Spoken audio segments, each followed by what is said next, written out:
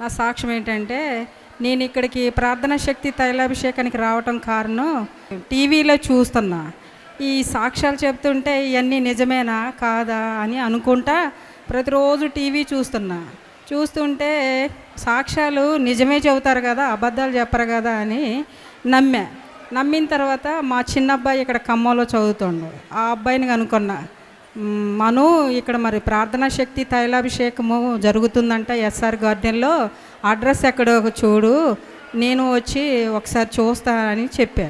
సరే కనుక్కున్నాడండి. First time వచ్చా. అట్లా 4-5 నెలలు వచ్చిన తర్వాత కంటిన్యూగా 1 సంవత్సరం పాటు వచ్చిన తర్వాత ఈ కానుకల పెట్టెలోని అందరు సందాలు వేస్తున్నారు. సందాతో పాటు నేను ఒక స్లిప్ రాశా.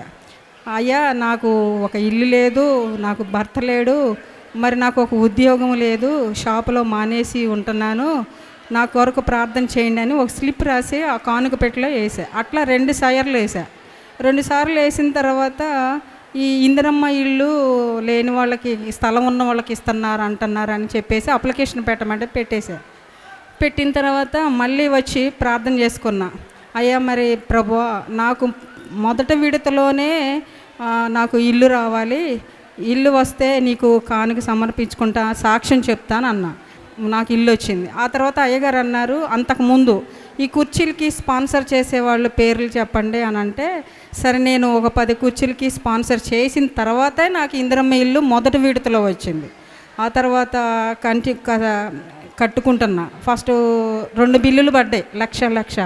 తర్వాత 3వ బిల్లు కొంతకాలం గ్యాప్ వచ్చిన తర్వాత అందరికీ ఫస్ట్ 2 లక్షలు పడ్డాయి, 3వ బిల్లు స్లాప్ బిల్లు. అయితే 2 లక్షలు పట్టిన తర్వాత మళ్ళీ తగ్గించేశారు 1,40,000కి.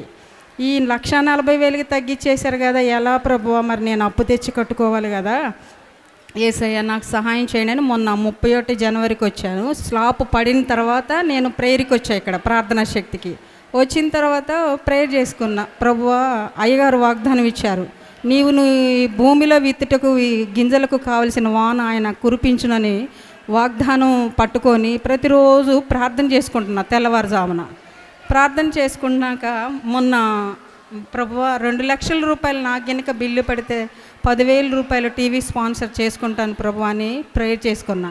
అలానే అనుకోకుండా దేవుడు నాకు 2 లక్షల రూపాయలు, అందరికీ 1,40,000 రూపాయలు బిల్లు పెడితే నాకు 2 లక్షల రూపాయలు నా బ్యాంక్ అకౌంట్లో పడ్డాయి. ఇప్పుడు నేను ఇచ్చి అయ్యగారికి 10,000 రూపాయలు స్పాన్సర్ చేసుకున్నానని ఇట్లా నన్ను సాక్షిగా నిలబెట్టిన నా దేవునికి వందనాలు. ఈ సాక్ష్యం దేవుడు దీవించును గాక, దేవునికి మహిమ కలుగును గాక. ఆమేన్.